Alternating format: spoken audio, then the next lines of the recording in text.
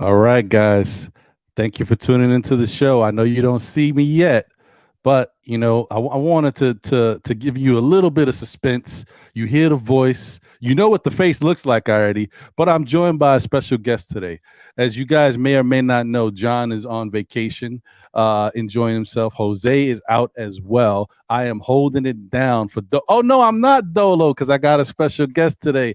Hey, let's see who it could be. I don't know. Oh, Josh is in the building. Uncle Julio in the building. Let's go. What's happening, brother? OG Ron, what's going on? How's everything going? Salute to the chat out there. Salute to the MBK fam. And this is my third time on NBA Report. So I'm excited. Let's do it. Yeah, man. Listen, look, it's easy when you come on, man. I was just like another person talking sport, and you know what you're talking about. So I got no problem at all. Like, it's dope. That's how we do it. You know how we do. Yeah, man. Shout out to the chat. I know you guys are just starting to come in right now. Geraldine McIver, the first lady of Still Knick fans and the Knick fandom, NBK, everything is in the building. Let's go. Let's go. Let's do it. Salute, Geraldine. And Stream Elements. I show Stream Elements mad love because they show us love. I don't know what you're doing here, Stream Elements, but it's cool. It's all right. Salute to Old Head in the building. What's good, Old Head? Appreciate you. All right. Without further ado, we're going to condense this show, guys, because we got a lot going on today. I got a lot personally. Josh got stuff going on, so we want to get in and get out. So first off, we're going to get into more of Knick talk. You know how we do it. We try to get around the NBA and then get to the Knick talk later in the show, because if we start talking Knicks, it gets wild and nobody wants to hear nothing else. We ain't going to stop. So, but I will say, just to put it out there, guys. Yeah. I know the streak has come to an end. 8-game win streak snapped by Toronto. Toronto also snapped their 6-game losing streak, I think, or 7. I think it was 6. Mm-hmm. So yeah, it was a tough one. But you know what? We'll be okay. We'll have some stuff to talk about, and I think it's a good thing. That they keep playing the way they're playing. There's no give up in them. There's a lot of fight, and it's a good thing. So, Josh, if you want to have some quick thoughts about what happened real quick before we get into it later, by all means, brother. Yeah, I just want to say, listen, there was a caller that called into MBK on the post game after we won the 7th game or the 8th game or whatever it was. He's like, all we got to do is get to 11.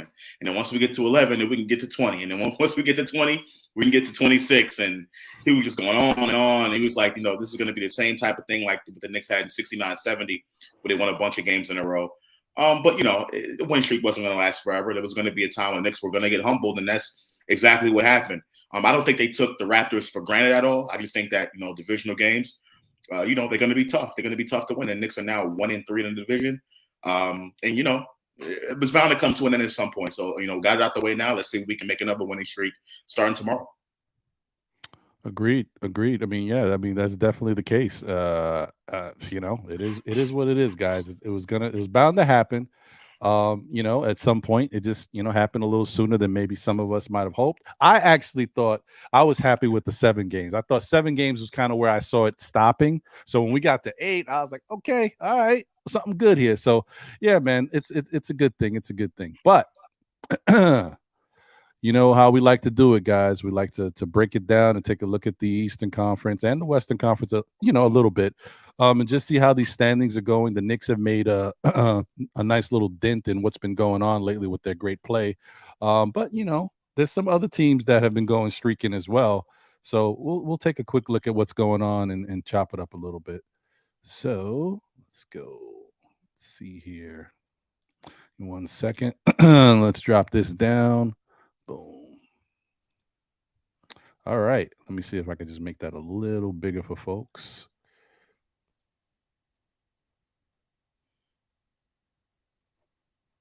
All right.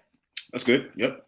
Yeah. So, guys, as you can see, the Milwaukee Bucks, man, still atop the division. Well, not still, because it's kind of been flip flopping between Milwaukee and Boston.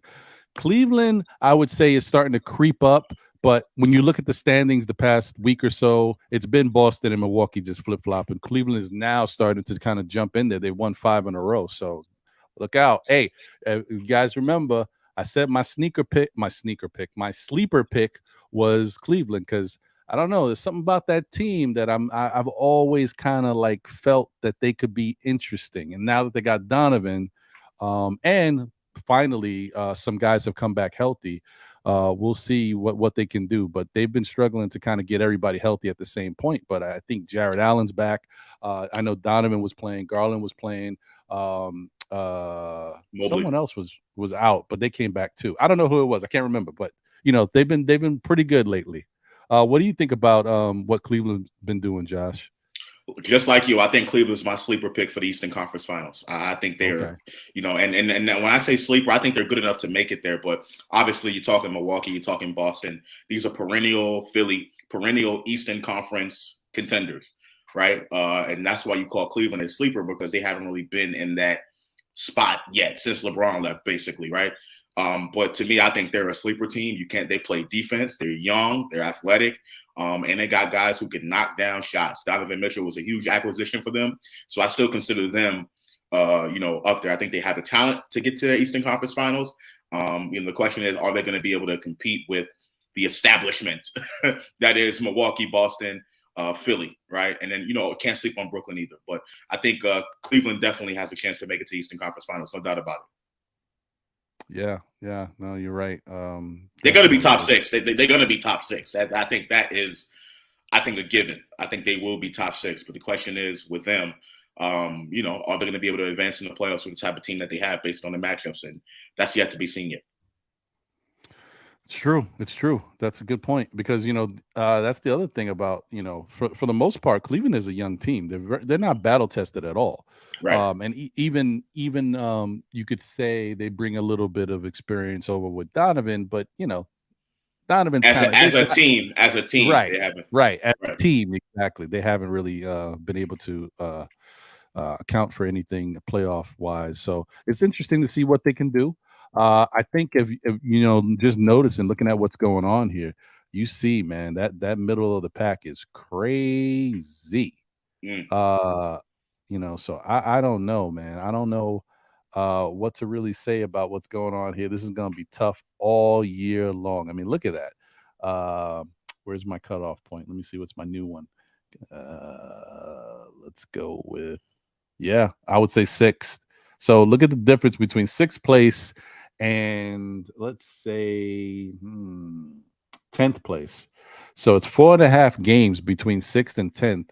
And the records 14 and 18, 16 and 16, 16 and 16, 16 and 16, 18. Come on, man. Like, that's crazy. Yeah. So the difference is only if you look at it from a matter of games behind. If it's a 4 game, but 4 games behind. 4 games, actually, yeah. Right, yeah, because the Knicks are basically 4 games. Knock on wood. Hopefully this doesn't happen. But I'll say it like this: the Raptors are 4 games out of the 6th spot. 4 games out of the 6th spot. You don't want to say the Knicks are 4 games out of the 10th spot, right? Right. You exactly. frame it depending on how you frame it. Knicks fans will get mad. So I'll say the Raptors are 4 games out of the 6th spot. It's going to be close. And all of those teams, basically can jump up into the top 6, whenever they need to. I think between 6 and 7, it's a 2-game stretch, a 2-game spread, 4.5 to 6.5 games. So that's 2 games right there. So it's tight. So, the Knicks have yet to pull away and establish themselves into that top 4. They have to do that in order to really gain some distance, but it's going to be tough no matter what. Agreed. And the other thing is I'm still like, I don't know how you feel about it, bro, but I'm still dumbfounded as to how do I want to say mediocre? Yeah, I guess. Yeah, I guess so. How mediocre Miami's been. I'm really surprised that, but I do know that they've had some injuries, and Jimmy Butler was out for a while. He's been back recently, but I'm just still surprised because I feel like that's a well-tuned engine over there. Like, even when one guy's down, it seems like everybody else steps up, and they got this whole culture that they've built in, and the way they've been playing. I'm surprised. What do you think about how Miami's been playing? For me, Miami, I'm not really worried about them. I think because they're such a veteran team, I don't think they really worry about these regular season games as much as I would say Knicks fans. Basically, we're a younger team, right? I don't think Miami's really worried about the regular season games. Come playoff time, they're going to be a tough out, no matter who they face. I think they're a good enough team to win a first round, if not a second round in the playoffs. I think they're good enough to do so. Will they be able to do it? Really depends on the matchup, but I don't think Miami's worried about these regular season games. I mean, us looking from the outside in, we're looking at them saying, well, Miami's not the same team, but come playoff time, I think that's when they start to step their game up. We still know Eric Spoelstra is one of the best coaches in basketball. No doubt about that. One of the best coaches in basketball as far as game planning. So put him or put any team against that Miami Heat team with him at the helm at Miami, he's going to push the right buttons, call the right schemes in order to get his team in a advantageous position. So I'm not worried about Miami at all. 100%, you are right about that. That's why I'm so shocked that they seem to be struggling in the regular season because they've just been so solid. But you're right. At this point, Miami's kind of an aging veteran team. Right. They've seen it all before. They've had the best record in the league. They've had one of the top records in the league perennially every year. So, I think probably at this point, they are just kind of trying to get by and get close enough that once it's time to turn it on to get into the playoffs and make that run, that's when they really want to get cracking. Because I hear you though. Very, very similar to Golden State, and this is why a lot of people are sleeping on Golden State right now. They haven't been playing the best basketball, but teams like that are going to contend like that. Early in the regular season, first third of the season, they're going to struggle. That's just the veteran team. They've been around for a while. They really, they're ready for the playoffs. I think that's what those teams really have to worry about. King John 1985 says they too need to worry about the regular season. They need to win games in the regular season to get into the playoffs. Miami's going to make the playoffs. They're going to make the playoffs, right? What I'm saying is when they do make the playoffs, that's when you really have to worry about them in a series standpoint, in a 7-game series, because of the coach that they have, the type of players that they have that have been there, Kyle Lowry, Jimmy Butler. Like, you know what I mean? I think that's when you really have to worry about them. During the regular season, I'm not really concerned about it. They're also, a tough out in a playing situation. Let's say they get into anywhere between 7 and 10. Whoever they go against, that is going to be tough to play Miami. That is going to be tough. That game planning for that game. So I'm not worried about Miami in the regular season, King John. Yeah, I hear you. At this point, like we've seen so much from Miami, we know who they are. So we know once the games start to matter and start to mean something, Miami's going to be a tough out. Right. Do I think they have it, everything to get to the promised land? I don't, not this time around, but they could be, they could be tough. Depending on how things fall, there's been a lot of parity in the NBA and there's been injuries that maybe some teams haven't expected. So you never know, but I don't see it for them, but I know they're not going to go quietly. I had 2 more teams in the Eastern Conference that I wanted to get your takes on real quick and then move on to the West and look at what's going on out there. One is the Chicago Bulls. Chicago Bulls are another team that I think has been really interesting, that they've struggled. And I don't want to give, and we've already talked about it kind of in the past about how important Alonzo Ball means to that team. But outside Alonzo Ball and how he sets them up and gets them in the right places and kind of orchestrates the offense, to have 3 All-Stars on your team and to be in 11th place and kind of struggling, you got beat back-to-back by the Knicks. Now, they have gone on a little of a winning streak. They've won the last 2, so maybe it's starting to kick in gear. I don't know, but I've just been really surprised early on with how Chicago's been playing. What do you think about how they've been so far, Josh? And while you talk about that, give me 2 seconds. I'll be right back, but I'm listening. Definitely go take care of that, Ron. Yeah, I mean, listen, I think Chicago, it can't be understated enough. I know the Lonzo Ball thing, we've talked about that at length, but I think that's a very, very important part of what Chicago is missing. I think they're missing a point guard to kind of put everything together offensively on the floor. They can play a little bit of defense. They aren't the best defensive team, but they can play a little bit of defense. But to me, Lonzo Ball is that engine, just like Jalen Brunson is this for us. What Jalen Brunson does for us on the floor, setting everybody up. You don't have to have a ball dominant Julius Randle as much anymore, or RJ, or whatever the case may be. I think Lonzo Ball does that for them, for DeRozan and for Zach LaVine. But without him, obviously they struggled offensively. I don't know what their offensive numbers are. But they're not, the best offense, or the best offense that they can be. So I think that's a big part of it. And also, I think there is some locker room things going on. We've read the reports about, the beef in the locker room with Zach LaVine and some of the other players and things like that. So they recognize the expectations that are on them. They recognize the pressure that's on them, and they are just going to have to do without. And let's see if they can be able to overcome that. I think they have the veterans and the tested players in that locker room in order to be able to overcome whatever situation they have going on. The question is, are they going to be able to do it? And that's yet to be seen. So, we'll see what Chicago is going to do moving forward. But you definitely have to question what, got to question Chicago. Chicago should be way better than what they are right now, and they're just not playing up the standard, plain and simple. Agreed.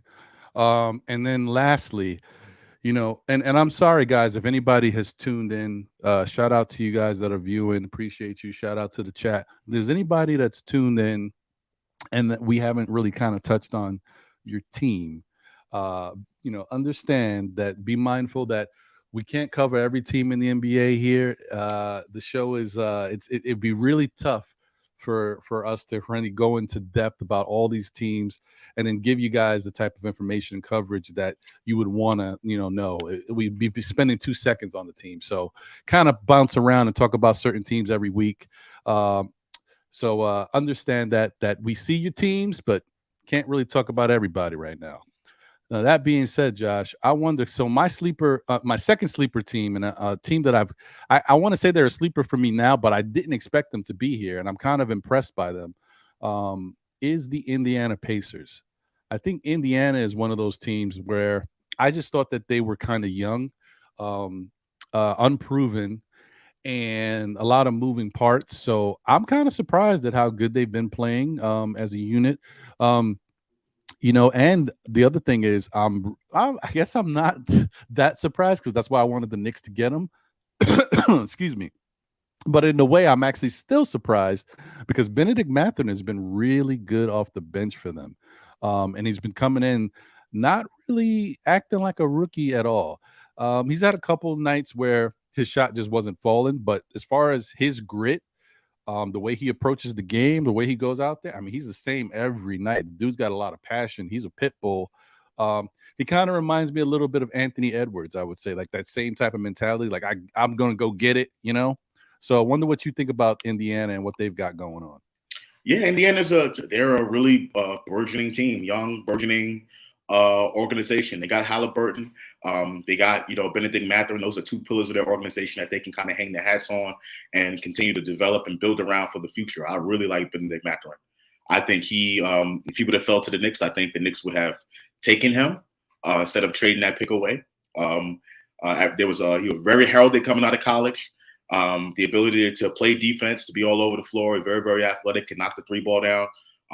Wing player, you know what I'm saying? Benedict Mathurin is going to be a piece for Indiana, a really good piece for Indiana moving forward. That combined with Tyrese Halliburton, who, a lot of Knicks fans wanted. I thought Tyrese Halliburton was number 3 on my list in that Obi draft. It was him. It was Obi, Isaac Okoro, then Tyrese Halliburton. Now, he was on my number 3 on my list. Knicks didn't get him, obviously.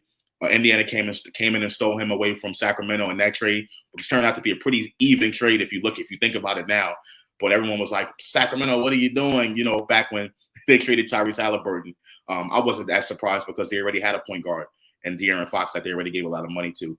But Indiana's a young team. I think there's definitely a chance for them to get into that play-in spot, and they're going to be a tough out in that play-in if the roster continues to remain the same as it is. I don't think it will remain the same. So depending on what happens in the trade deadline, if they decide to move away Miles Turner and some of those other pieces, Buddy Hield or what have you, that can take Indiana out of that play-in spot. But if they keep this team together as right now, they can be a very tough out. They're going to make the play-in game, but they're going to be a very tough out in the play-in situations, and probably even the first round. I agree. It's a shame, man. I mean, what ifs? Imagine the Knicks had Tyrese Halliburton and Mathurin. Oh man. Okay, whatever. Yeah. I don't even want to think about it. It's just like, But then the alternative is, you don't have Jalen Brunson, right? You don't have true. Obi, right? Which a lot of fans love. You know what I mean? So, Yeah. I'm not really upset about the Knicks missing on Tyrese Halliburton in that draft. I'm not really upset about them not making a trade for Halliburton. I'm not really upset for them, not having Mathurin fall to them. Right? It's just one of those things. If you have some of those players, some of the players you currently have on a roster, we won't have. Right? So I try not to go back and look into what the Knicks could have done in the past because, depending on the day of the week and whether the Knicks are coming off for win or not, the answer will change from It's some a of the fans. fact. 100%. You ain't lying. Shout out to the chat. Appreciate y'all. Shout out to Jose Loco. First off, Jose Loco, that's a dope name. And I don't know if I've seen you here on the NBA report. So thank you for tuning in. Appreciate you. King John 1985 is in the building. Good to see you. A Wonder Woman is here. What's good, Wonder Woman? Salute. Dwayne Dennis is in the building. David L is here. West Coast Knicks is in the building. The Deron Wayne is in the building. Salute to you. Miles Johnson is here. Thank you guys for tuning in. And let me see if I can star a couple of these because I see you guys have some Nick comments and stuff. Star a couple of these so when we get to the Knicks, we can get back to them. Okay, cool. All right. So that being said, kind of giving you like a brief overlook of what's going on in the Eastern Conference. And as you can see, it goes without saying, the Knicks, they did break their 8-game win streak. So they lost one right now. But the point is, I mean, look at what they've done to the standings. They're 18-14, now in the 6th spot. I mean, just a little bit of confidence, some good basketball play, and look what happens. In this day and age, you can make ground pretty quick early in the year. Now, later in the year, it might get a little tougher. So that's why the Knicks need to play as good as they can for as long as they can, because, it's just going to get harder, especially when you get closer to the middle of the season, and then forget about it. When you get closer to the playoffs, that's a whole nother story. All right. So let's take a look at the Western Conference and see who leads the league over there. What's going on over here? Because there might be some switching around. Who knows? Okay. So, the Denver Nuggets are leading the league in the West right now. Interesting, 19-11. And one thing I didn't take a look at. Yeah, okay, because I did mention before that there were some teams that were streaking in the NBA. Look at 3 of those teams right there. Cleveland Cavaliers have won 5 in a row. Brooklyn Nets have won 7, and the Philadelphia 76ers. I laugh because every time we've done the NBA report, not so much this year, but in the past, I always look at how the Sixers are always winning basketball games, no matter what is happening. And it looks like they're starting to get right back to that same type of thing. 6 in a row. They like their streaks over there in Philly town. Yeah. So, yeah, man, Brooklyn and Philly and, don't look now, but those 2 teams are going to be a problem too. So. Of course, and the thing is with Philly. Listen, Philly's been there. Ever since they drafted Joel Embiid, they've been at the top of the Eastern Conference. Whether 1, 2, 3, whatever the case may be, they've always been up there. I think there was only one season when Ben Simmons got hurt, whatever, that they finished like 8th or something like that. I think that was the pandemic year or whatever the case may be. But Philly's always going to be in there. Brooklyn, as much as people hate them, as much as they are the villains of the NBA. They still got one of the best players on planet Earth in Kevin Durant. And to me, I think Kyrie's also in that conversation, one of the best players in the NBA. People can hate him for, his personal choices and what he says and some of the stuff that he tweets and, the type of individual that he is. Just period, everything. But still one of the best talents on the face of the planet Earth. I don't care what no one says. And Ben Simmons, having him there, I think it's made a difference for them. They're starting to rebound the basketball a little bit more. They're playing defense now. I think they're inspired with the new coach, Jacques Vaughn. Don't sleep on Brooklyn, Nice. You know what I mean? Yeah, So, I yeah, hear just you. don't sleep on Brooklyn. Our Knicks fans, I know, I get it. They're the crosstown rivals and what have you, but that team right there, that's a team you don't want to face. That's a team you do not want to play. When fully healthy at that. I can dig that. I can dig that. Yeah, they're a force. It's true. It's true. And if they ever get some type of uh consistent play from all three guys, Ben Simmons, Kyrie, and Durant, because they all can do their thing. I'm just saying consistently together. Right. Uh, then Right. that's tough. That is tough. Yep. So you guys, as you can see, I mean, the Denver Nuggets are leading the West. You got Memphis with the same record, but just a notch below them, basically. Then you got New Orleans, who has been my team to watch over there because I think they just got a lot of interesting basketball players over there, and they still haven't got Ingram back healthy. Right. So that's kind of interesting. Phoenix, if there's a team that I think is fool's gold, and I don't know why I feel this way, but Phoenix just doesn't give that vibe to me. Like, I'm not worried about Phoenix anymore. I don't care what that record shows. Just watching the basketball play of the team, they seem like a team that's on the brink of kind of not Collapse. collapsing, but they seem like they're in trouble. You know what I mean? Like they got when one guy's out in the past, Phoenix would just go right, and it didn't really matter who it was. Now you've seen like Booker can be out, the team is struggling. Chris Paul is out, even with Booker there, the team is struggling. Like it's really interesting. They don't play to their strengths. You know, they have a big man who he's not the most dominant in the league, but he can be dominant at times and they don't use them for whatever reason. Monty Williams and his offense doesn't like to feature him. I still think there's something personal going on, and then we've seen something happen recently. Like there's something between these two Right. gentlemen. Like I don't know what Aiton did, but him and Monty are not seeing eye to eye, and they have not since last year's playoffs. So it's kind of crazy over there, Josh. I don't know what do you think about Phoenix, bro. Yeah, I mean, I like Phoenix too. I like Monty Williams. I like Chris Paul. Devin Booker is probably my top three favorite players in the NBA. I just love his game. I love his poise. The guy's a scorer. He's a bucket, a straight up bucket, and he can score from anywhere, on all three levels on the floor. No doubt about that. And Chris Paul, we already know who he is. Hall of Famer, going to the Hall of Fame, top 75 player of all time. But I agree with you. I think it's something in that locker room. I don't think the Suns should have signed Aiden to that contract. I don't know why they shouldn't have matched it. I think Indiana was, well, I forgot what team gave him the contract first, and then Phoenix matched it. I think it was Indiana. I'm No, not it really was sure. Indiana. It was Indiana. Okay, so it was Indiana. I just don't think something in that locker room after the playoffs last year, that last game, something just kind of went awry with that team. And from the outside looking in, it appears to be the relationship between the coach and the center that they got locked up for the next couple of years. So that's going to be a very interesting situation. They don't look like a championship team to me. They have championship talent. To me, I think they have a coach that can win a championship.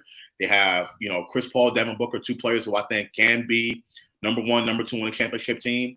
But I think that piece with DeAndre Ayton there and him not getting along or doesn't really like his role in the offense, I just don't think they're a championship team as of yet.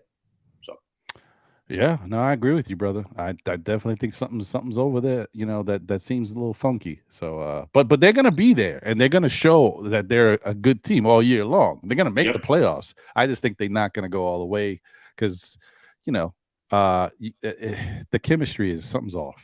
yeah, they Um, just don't have that championship moxie. They don't have yeah, yeah. something. They just don't have it. We haven't seen that yet with these players. So yeah, it's going to be interesting to watch. And I think we've seen it a couple years ago, right? I think we've seen it with them a couple years ago. But to me, I just think there's some personalities there that don't necessarily click. You know what I mean? And then you got the hmm situation with Crowder. He's still in that locker room. So you know what I mean? Just a lot of questions that they have that more questions than answers for sure. Yeah, I agree with that. And then you got teams like Portland, who they're not surprising to me, but I'm just a little bit intrigued by the fact that they're playing well, considering I just really didn't think Portland had that much talent. So I'm kind of surprised at how good they've been playing. We definitely know Utah has been a surprise all season long. Yep. Um, Yep. Dallas on the reverse side is probably a surprise because they struggle in these games and Luka's starting to get frustrated, not shaking. I'm not conspiracy theorying. I just see it like throughout the NBA. I'm watching memes and stuff, and they're putting up pictures of Luka not giving his teammate, a 5 when he's going to the bench because I guess he was upset about something. He's not happy over there, and I'm not saying that he's going to leave the team. I'm just saying like they've got some issues. They're not playing the way I think he thinks they should be or the way they expect it to be. I think losing Jalen Brunson has something to do with that. No But question. maybe it's just also the pieces that they got. Like maybe, Christian Wood is not necessarily the perfect piece for them. I don't know. I haven't watched them that much. What do you think about what's going on with Dallas, bro? Yeah, they missed Brunson. No question about that. Brunson was a huge loss for them and a tremendous gain for us. I think if they have Brunson, I think they're at the top of the Western Conference standings. I think that's the difference between where they are right now and what they could have been. I think Brunson could have been a piece to take the ball out of Luka's hands a lot more. But now Luka has to do everything. He's kind of in that Julius Randle kind of mode from the playoffs or whatever. He's going to get his. He's going to get his 40. I think he's leading the league in scoring right now, if I'm not mistaken. Luka is. I think. Well, he's up there. He's going to be top. He's always up there. Yeah, top 3, whatever. But I think that's going to be the biggest difference for them. Jason Kidd has been playing a little bit of defense. They're a very slow-paced team based on what Luka does. So, I don't see them being contenders or getting back to where we thought they were going to be without Brunson. They need another ball handler on the floor, and right now I just don't think they have it. They miss Brunson in the worst way. Yeah, no, I agree with you on that. King Ja said, "More Dallas lose, the better for the Knicks." Here's the thing about that. I don't know if that's necessarily true. I don't remember the rules from that pick, but I feel like the I think it's worst top Dallas 10 protected or top 8 or top 10 protected or something. So you want Dallas to be bad, but not that bad. I don't think you got to worry about them being a lottery team. At least I don't think you do. But as long as they're not like that bad, if they're a lottery team, it could get kind of hairy because you never know. It's top 10 with a ping pong balls are going to fall and all that. Yeah, right. So, but other than that, I hear you. Shout out to Foxy in the building. Mavs always struggle early on, even with Brunson too. Yeah, maybe that's true. Maybe they just have to find. Maybe they're the RJ Barretts of the NBA. They just got to. It takes them a little while to get going. Hey, thank you. I'm here all day.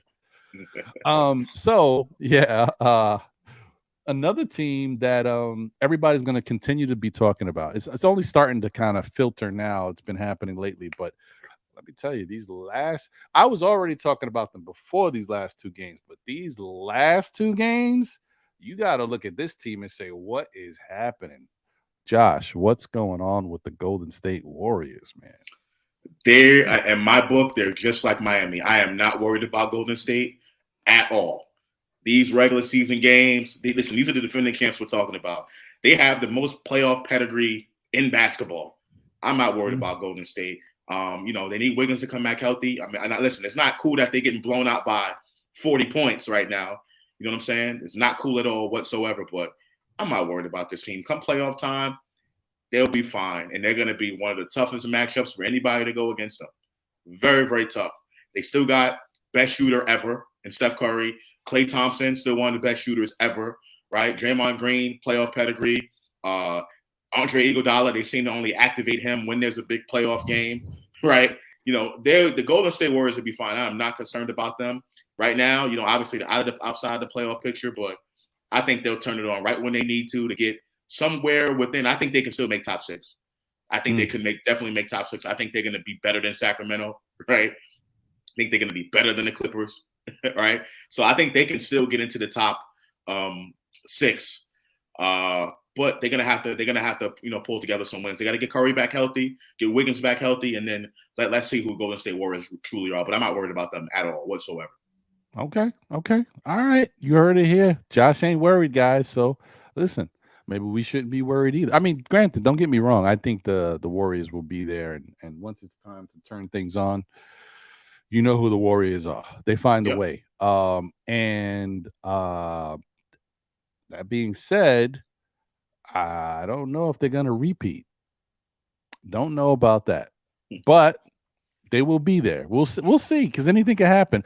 My thing is, I think what's interesting about this is how important, we already know how important Steph Curry is to the Warriors. I mean, the dude, before he got hurt, I mean, the guy had 38 points in the first half of the game, and then he was out for the rest of the game. But he had 38 at the half. The dude's a monster. I think it's really interesting to see how much they miss Wiggins, because Wiggins is a very good perimeter defender, very good wing defender. And I think it also kind of exposes, I mean, if you want to do a deep dive, maybe Draymond Green has lost a step. He's not as dominant defensively as he used to be. He's older. It's life. It happens. But I just don't feel like he gives that same impactful presence, because in the past, Draymond Green would single-handedly be such a disruptor out there that teams, no matter what's going on, he'd find a way to destroy whatever they got happening. And then Golden State, the rest of the players can just benefit. They can just get their scoring barrage on. But he was that detrimental to them. And I don't know if I feel that way about him lately. Just my opinion. I don't know how you feel about Draymond's play, but I just don't feel like he's the dominant presence he used to be. No, I agree with that. He definitely has lost a step, but I think based on the role that he plays, he doesn't necessarily have to be the same Draymond from before, right? I think this might be his last season in Golden State, to be honest with you. I think this is their last opportunity, I feel like, for that core of Klay, Steph, and Draymond. I think this is their last opportunity. And I think Draymond kind of knows it, when they gave the contracts to Wiggins in the pool and everything like that. So I think he just needs to do enough and make key plays enough in order to get them over the hump. They're still going to need Draymond Green if they want to win a title. They're going to need Andrew Wiggins if they're going to win a title. No doubt about that. But we just got to wait to the playoffs to really see. And all time, I think the Warriors are 68 and 136 without Steph Curry. So that just shows you how important he is to what they are doing over in Golden State. They need Steph Curry if they're going to win a championship, but also Wiggins. They're going to need Wiggins. They're going to need that person on the wing, another secondary scorer out there. Klay, he's also lost a step, but he doesn't necessarily have to put the ball on the floor. We know Klay can shoot the heck out of the basketball. That's why having Wiggins out there is important for what the Warriors are trying to do offensively and on defense. I can dig that. I hear you on that, my friend. So yeah, I mean that's kind of the things that I wanted to really highlight and touch on. Outside of that, I would say that the only thing that I'm still very surprised at, and I can't for the life of me understand it, Josh. I don't understand why Houston is so bad, bro. I get it; they're young, they're a little undisciplined, but there's a lot of talent over there with these young guys, and I'm just surprised, man. I don't know. I mean, I'm not. They're a young team. I think in a few years they just need to add like the right veterans in that mix to help them win a little bit. But that goes to show you, playing the kids doesn't always help. They don't look like the best team right now by playing the kids. They're a young squad.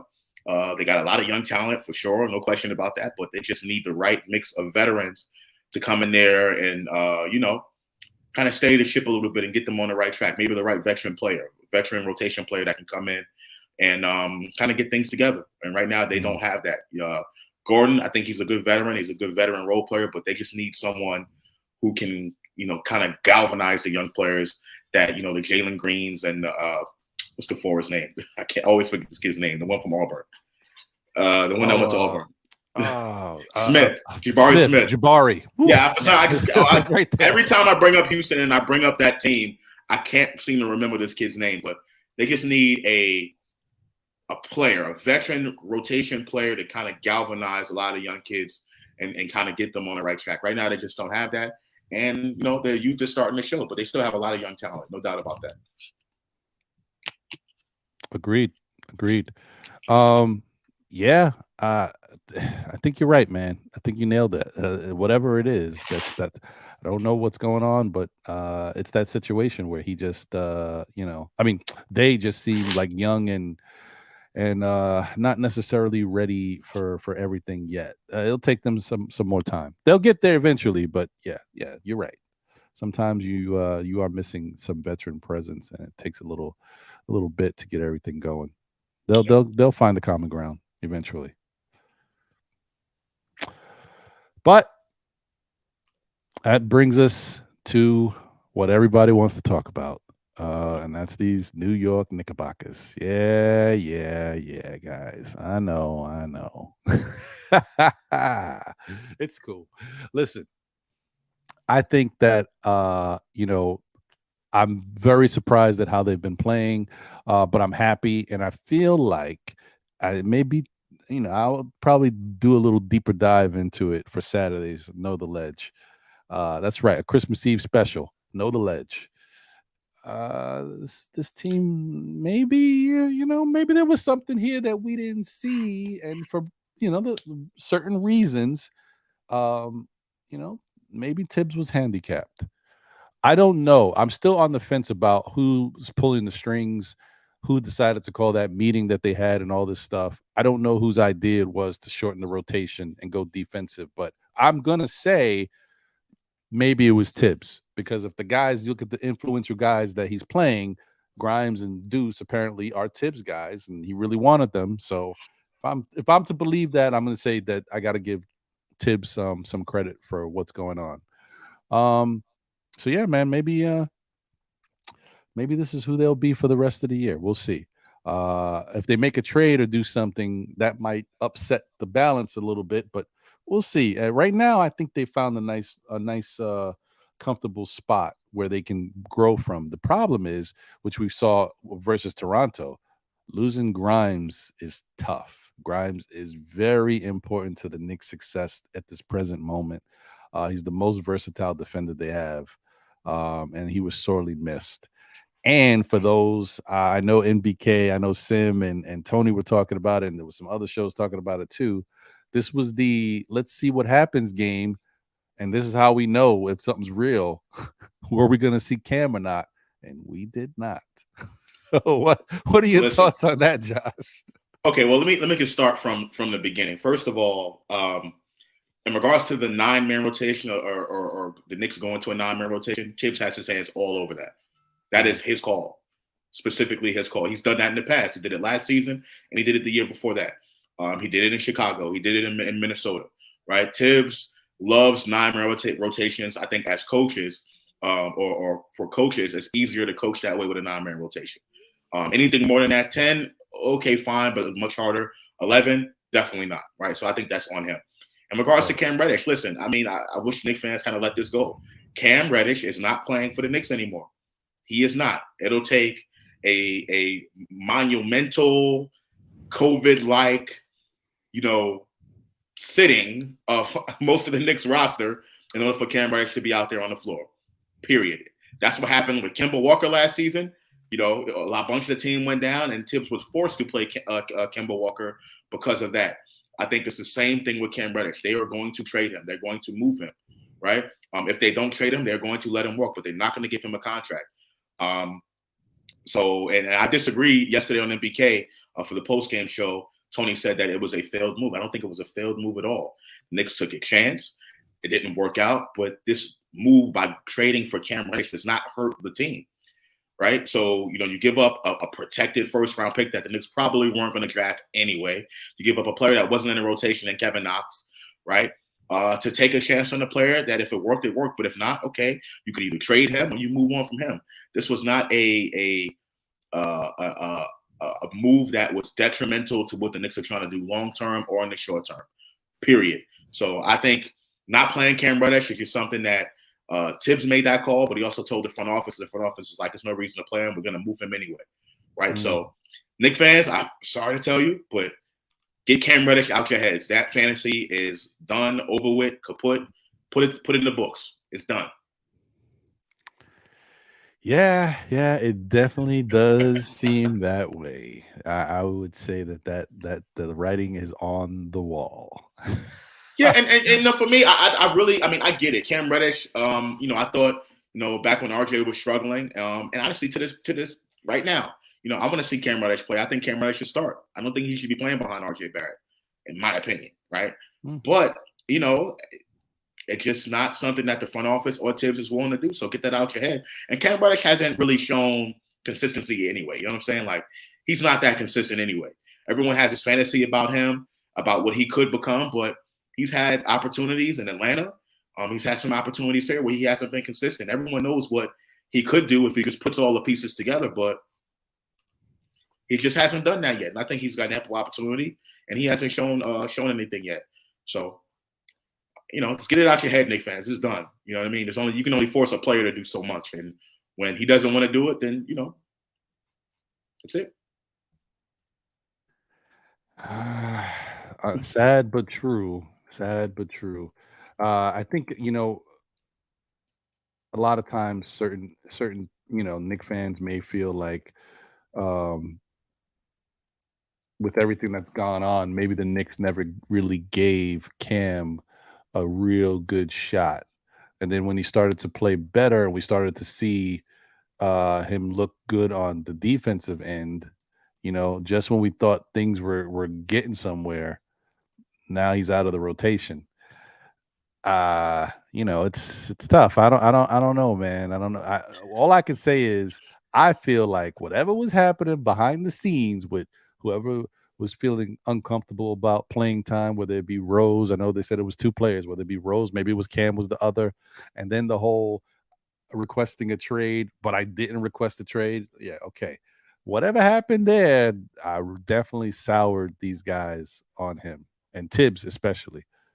Uh, I don't think what it it was is. that though, Ron, because even after that, Cam Reddish got his time. He got some time, as a starter. He got time, coming off the bench as one of the number one players off the bench. So he got time even after that. I don't think that's what it is. I just think, based on what Tibbs is trying to do and the front office willingness, because I think the front office knows they're not going to give him a contract, right? So if you're not going to give him a contract, and there's players that are in the rotation that are going to be here for another 2-3 years, what's the point of playing Cam right now? There's no real point to help us win games right now.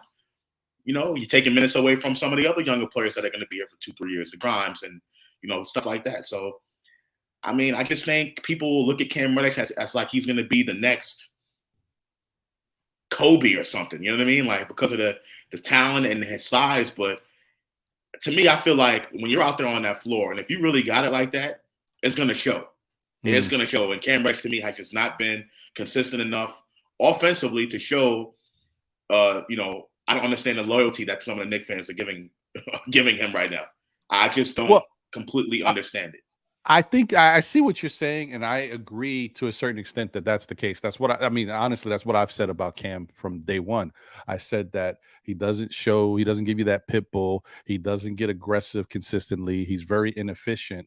Not inefficient. He's very because he's pretty efficient when he's out there doing, but it's the numbers are small. His shot attempts may be small, and then the scoring output is small. But he's not aggressive enough. He doesn't give you that.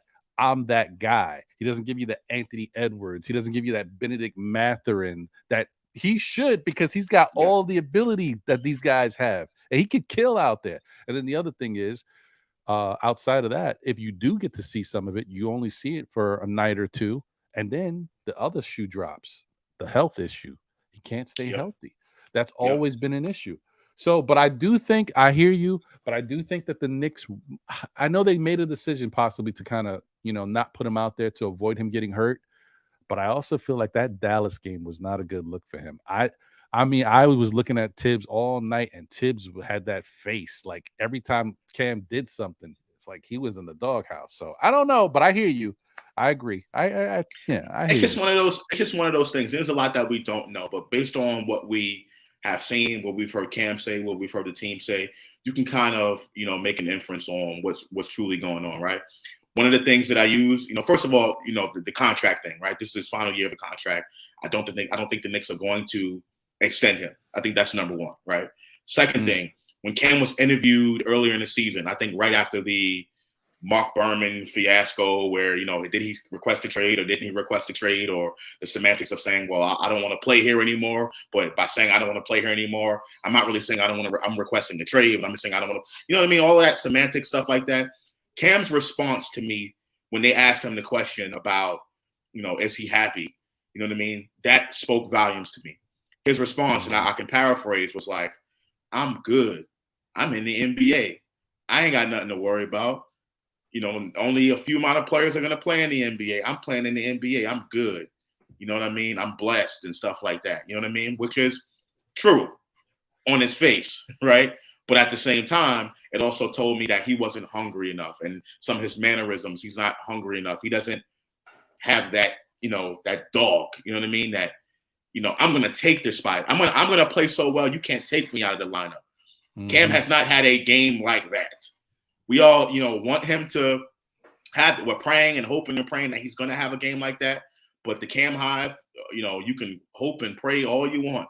He has to want to do that. And I haven't seen that willingness of Cam Reddish to go out there and take his spot, to make it impossible for Tibbs to take him off the floor. An important piece for the defense, but offensively, the Knicks need, in the worst way, they need a guy. And right now, Cam Reddish is not acting like it. He has the tools to do that, but he's just not doing it. Yeah. I hear you. Yeah, King Ja, that's very true too. Like, his ceiling would have been more of a Paul George type than a Kobe. That's very true. I use Kobe as just like a dog, someone that wants it. You know what I mean? Like, Right. Knicks fans are looking at Cam Reddish as if he is like this player that you can't take him out. You know what I'm saying? Right. You I think can't take him out. Hector Gaston has said it. We always feel like Cam is our secret weapon. Like, he's the guy we got that, Right. everybody hasn't seen him really light it up yet. And then one day he's gonna do it, and we're gonna, use that to get us over the hump. But he hasn't shown that. Cam Reddish is the Luca Brasi of the Knicks. We only call on him when we really when we really need him to go put in some work. Yeah, right? yeah. But he's not as lethal as Luca Brasi. Yeah, I hear that. Shout out to you, Hector Gaston. I hear you, man. Like, unfortunately, Cam just never materialized to be that guy. And I'm not saying he never will, because you never know. Right time, right place. He could blow up somewhere, and with the right coach. So we'll see. Shout out to Danny Landis. Appreciate you. Thank you for being here. Thomas Banks is in the building. Salute. Anthony Grant is here. Thank you. Is there anybody else? Yeah, I think I got, for the most part, everybody. If I missed you, it's not for lack of trying, just a lot going on. So understand that the love is there. Appreciate you guys. Smash that like button. Show your love for the show. Show the love for the MBK fan. We got Josh in the building. Let's go. Yes, sir. Um, um, so real quick before we get out of here, one thing I wanted to touch on is Dwayne Dennis said the Knicks should be sellers trying to move Fournier, Reddish, and Rose. Probably won't get much back, just cap space. What do you think about that, Josh? So first of all, your team can't be sellers if you're not selling off people that are not in the rotation.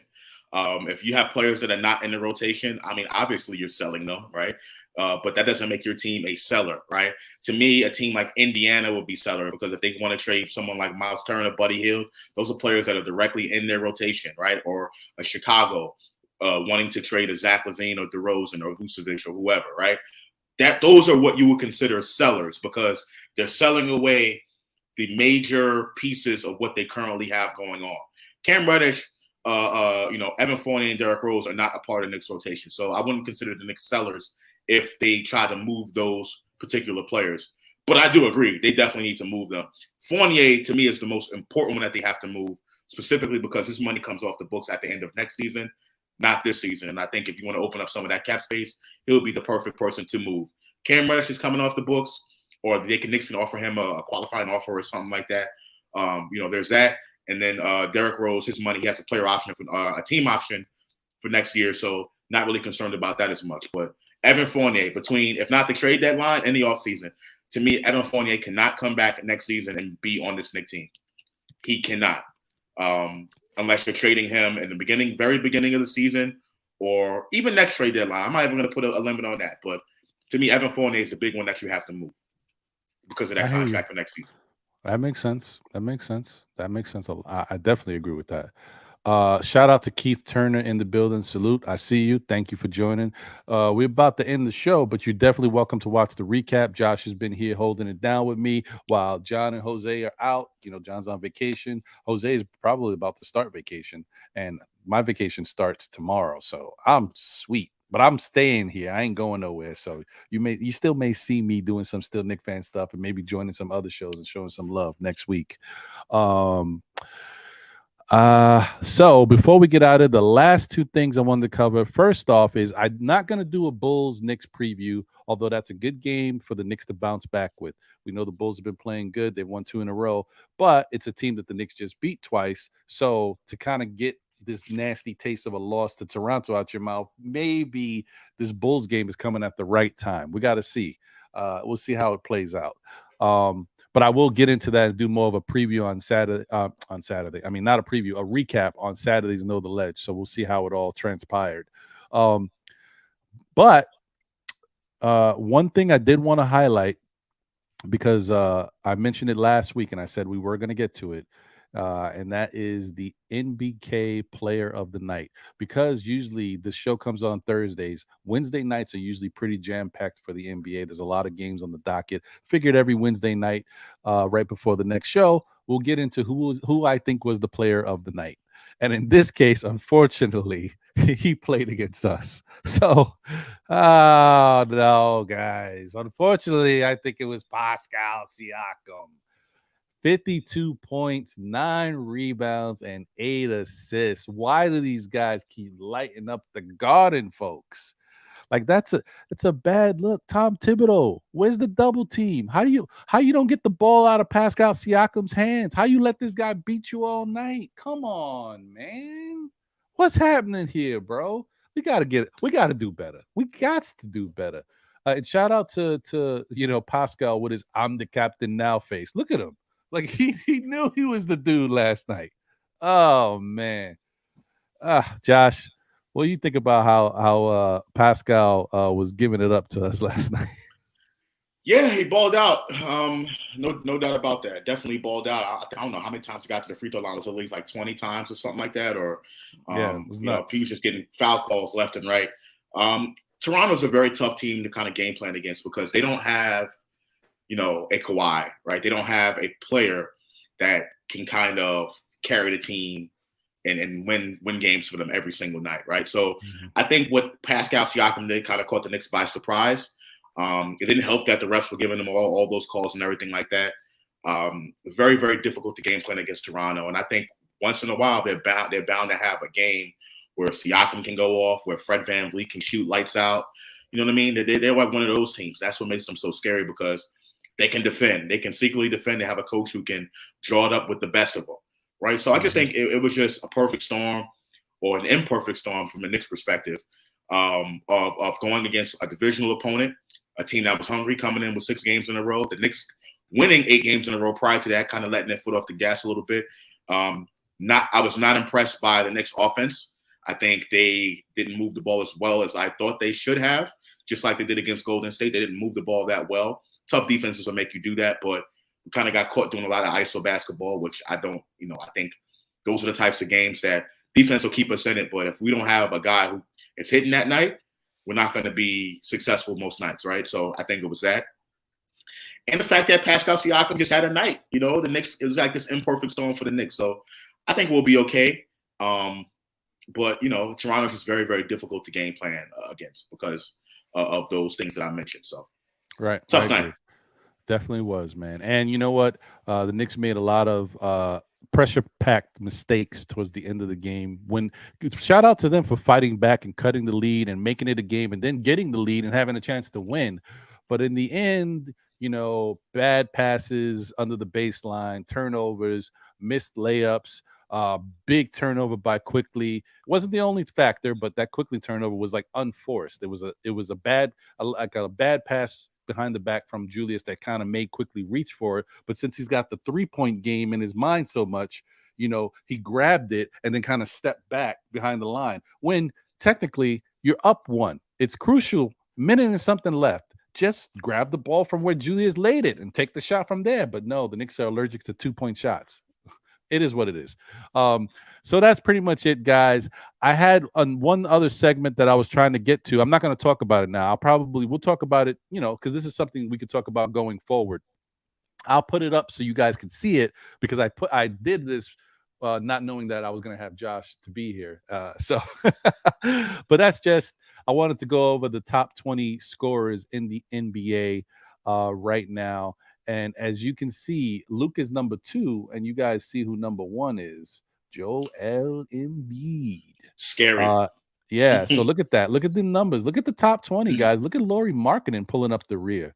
So it's very interesting to see how guys are shaking out right now. These are your like most potent guys in the NBA right now, guys. Like, these are the ones you got to watch, especially the top 10. That's trouble up there. So, yeah, man. Yeah. So thank you guys for tuning in and watching. Like I said, we'll get into this a little bit more on next show. But it's been a pleasure to have Josh here with me holding it down. Josh, I probably won't see you again before this, so I wish you a Merry Christmas, brother. Enjoy yourself, make the best of it. And shout out to everybody out there, wishing you guys the best, and you guys have a Merry Christmas. But I'm gonna see you on Saturday for Know the Ledge, so I'll wish it to you guys again. Any final words, Josh? I know you got to go, and I got to get out of here too. Happy holidays to everyone out there in the chat. Happy holidays, Ron. Listen, I'm about to go play poker right now. Wish me luck. Hopefully I get a lot of these tonight. Hopefully I get a lot of those. If I get a lot of those, then you know what time it is already. But happy holidays, everybody. Enjoy yourselves if I don't get a chance to talk to you or see you. And wishing peace and prosperity to you this holiday season. And, happiness. Happiness is the key word. And then, just wishing all that happiness to everyone out there. Salute. There you go. Thank you, guys. Shout out to the chat. Appreciate y'all. Smash that like button. Show your love for MBK. Still Knicks fans and Josh, a.k.a. Uncle Fulio in the building. Let's go. Shout out to 1975 Jamrock. I see the $2 super chat. I appreciate you. He said, why didn't we play that quasi-zone ATL played in JR? Tips don't play zone. Period. Yeah, he don't like zone with his Knicks. I don't know, their feet, they don't move quick enough. He doesn't like zone, period. He doesn't like zone, period. It's not his thing. He's not that kind of coach. So thank you, brother. Appreciate the super chat. And yeah, man, maybe one day, I don't know, but we're not from Tips. I don't know. And shout out to Anna Grill. I see you. Thank you for joining. All right, guys. Definitely, if you just joined, watch that recap. Appreciate you guys. Have a happy holidays as always. Enjoy whatever you got going on, and we'll catch you on the next one. We are out of here. Get that thing up. Run that.